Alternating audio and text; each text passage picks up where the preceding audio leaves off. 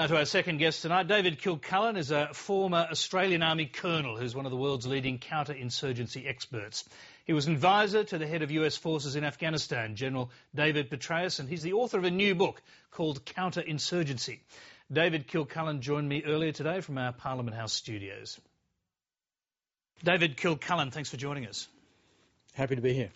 Why do you think we're losing so many Australian soldiers in Afghanistan this year? What's changed? It's a combination of things. As you know, we've lost about 21 in the war to date, about 10 of them, so just under half this year. One factor is we have lost 3 people in accidental deaths this year, which is obviously 30% of the total, so that does skew things a little bit.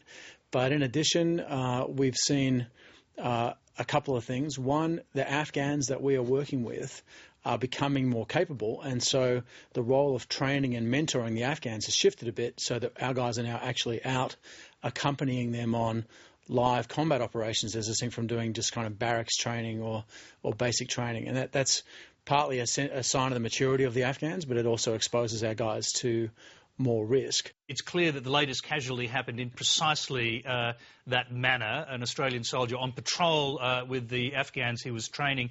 Now, retired Major General Jim Mol has criticised the Army today after that death, criticised the tactics, and he says the patrol either ran out of ammunition or were in danger of running out of ammunition. He wants to know why there wasn't a rapid response force ready to back them up. Yeah, look, I'm actually in Canberra right now. I'm a long way from the action, so it's hard for me to speculate on the specifics of a combat action in Afghanistan. I'll be back there in a few weeks' time, and I'll be interested to see exactly what actually did occur. This is a fact of life, though, that you can make all kinds of plans about how you want your troops to operate, but when push comes to shove, if you're doing combat advising and mentoring people, you are going to see troops getting involved in combat, and that involves casualties. Defence Chief Houston also confirmed Australian troops will be in Afghanistan at least till 2014. So I've got to ask, do you expect the casualties to become higher and the conduct of the war to be more dangerous? I think that what we're going to see is probably this year and next year of reasonably significant combat action in Afghanistan, and I would anticipate sometime towards the end of next year or in 2012 that we'll begin a process of drawdown, and I'm basing that on what the broader coalition is planning to do. So I think we probably have a couple of years of reasonably significant combat ahead of us, probably at the same level of casualties that we're at now or possibly higher, and then probably a drawdown process after that. How much does President Obama's public decision to begin withdrawing US troops next year affect what's going on the ground? Very significantly. It affects in particular the Afghans that we're working with, many of whom are very reluctant now to come off the fence and support the coalition or to trust their own government because they believe that we are leaving sometime next summer. Now, President Obama was actually very careful not to actually say that. He said that we were going to consider facts on the ground, we were going to make a judgment sometime next summer, and he was primarily talking about the extra troops that were put in last year rather than the full combat capability. But some of that was to some extent lost in translation by the time it got to the Afghans. It seems that way. The US General James Conway's actually stuck out his neck and said that the planned withdrawal is sending the wrong message to the Taliban, that they're already intercepting communications suggesting that the Americans are about to leave. If we only hang on a bit longer, we'll win this conflict. I was actually in Afghanistan the week that the president made his announcement last December, and the Taliban came straight out the very next day and started saying to people, well, the Americans are going to leave in 18 months, as it was then. What are you doing at month 19? You know, they'll be gone. If you back them now, we're going to kill you when they leave. And I think that is a real illustration of the problem that comes about if you do very publicly state a particular date for withdrawal. It's a dangerous process, isn't it? Because the Dutch are going, the Canadians are pulling out. Are Australian troops being more heavily targeted because of these pullouts and what's being interpreted as an American withdrawal? I don't necessarily think so. I think when you look at the casualties on the ground in Uruzgan, there are a number of local factors. One of them is what people refer to as the fighting season. This just seems to be a particularly dangerous time of year in Afghanistan, and has been for most of the years that we've been fighting there. There's another general trend of improving Taliban effectiveness, which has been going on for a couple of years. And then there's the issue of the changeover. And I would probably put them in that order of priority. I think the Dutch departure this month is actually less important than the other two factors. Would you be more comfortable if the Australian troops had the lead role in Oregon? Then they could actually work out exactly what's going to happen with their own troops, but presumably that would require more troops on the ground. Well, there's two issues there. One is control and the other is troop numbers. I'd certainly be very comfortable with more troops, not necessarily Australian troops, but just a larger number.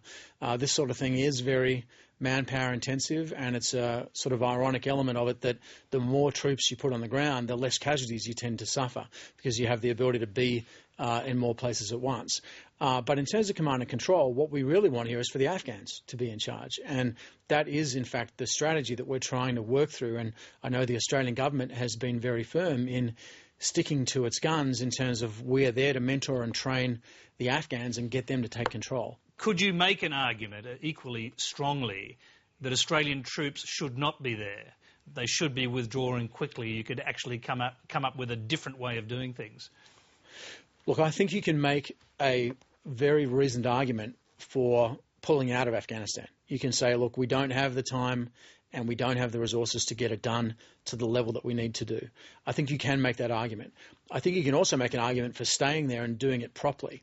And I think either of those positions, stay there with enough resources and enough time and willpower to get it done, or commence a careful withdrawal, either of those standpoints is valid. Where I disagree, or where I worry, is that we might stay there and just do enough to continue spending a lot of money, losing a lot of lives, but actually not getting any closer to victory. And I think it's that middle course where we're just doing enough to continue to struggle ahead. That's where we need to be careful. Do you believe that's where we're at the moment, that we're in that middle course, that we've got not enough troops on the ground to really do the job? We certainly were in that position up until the middle of last year. There's a big surge of US troops going in. They're not actually all on the ground yet. Frankly, I don't know whether we're going to have enough, and we won't know until we see how the Taliban react. This is the third major troop surge in the Afghan war to date. In the preceding two, the Taliban have just expanded to meet the new size of ISAF. So it's really a question of watching what happens over the next few months to decide whether we've actually put in enough. There is now a heavier burden on Australians to train Afghan troops. I think they're now training 2 battalions. And the question is, are they overstretched in this? Well, I think it's hard to know at this point. When the Afghans were at the very early stages of their training, it didn't take a lot of mobile assets or a lot of going on patrol, those kind of things. It was more of a barracks training kind of environment. Now that they're getting more capable and going out and taking the fight to the enemy, it does involve a different approach. I'd also point out that that's not the only thing Australians have been doing.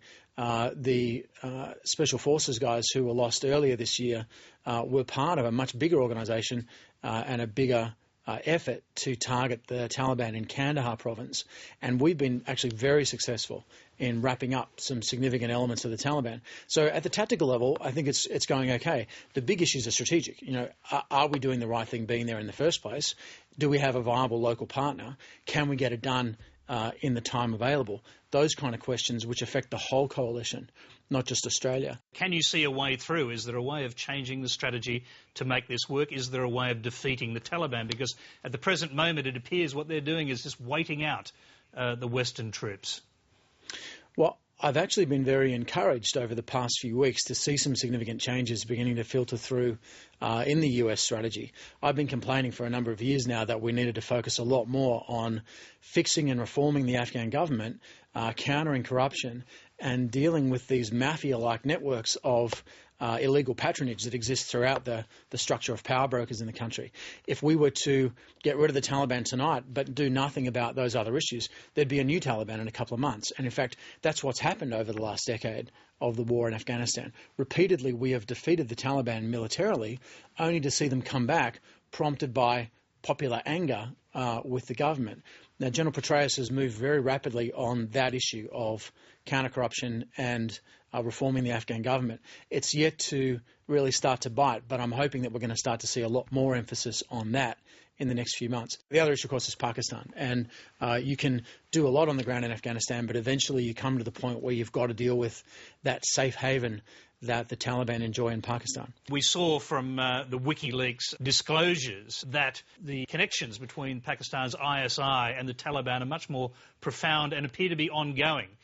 Is Pakistan playing a double game here, and what is the outcome if they are? I think it's, if anything, more complicated than that, because we don't see one single Pakistani policy with respect to Afghanistan. People sometimes ask me, are the Pakistanis our enemies or our friends? Well, neither really. It's not that cohesive. We do have enemies in Pakistan. Some of them are in the ISI. Some of them are associated with the Pakistani national security establishment, and those people have for generations been using militants to further their national security objectives overseas. But we also do have friends in Pakistan, in particular the bulk of the Pakistani people and a lot of civilian officials and members of the Pakistani parliament. So, it's a complicated picture. But unless we see a change in the calculus of those members of the Pakistani military structure that are currently continuing to back the Taliban, it's unlikely that we're going to get particularly far in the long term. Is there one single strategic change that could make a significant difference? You're talking about in Afghanistan or in Pakistan? Across the two, I think that the most important strategic change is one that we're already starting to see, which is to stop thinking about this as an issue to do with the Taliban, and as I said, start thinking about it as an issue of stability. Why do we care about the Taliban? We only really care about them because they make Afghanistan unstable. Well, there's a lot of other things that make Afghanistan unstable besides the Taliban. Corruption, abuse by the government and power brokers and so on. And in General Petraeus' counter-insurgency guidance, which he issued about 3 weeks ago, he actually makes that very point and says we have to start looking beyond the Taliban and thinking, how are we going to make this place stable enough that we can get out of there? And I think that's exactly the right way to be thinking about it. Okay, David Kilcullen, we thank you very much for taking the time to come and talk to us tonight on Lateline. Thanks, Tony.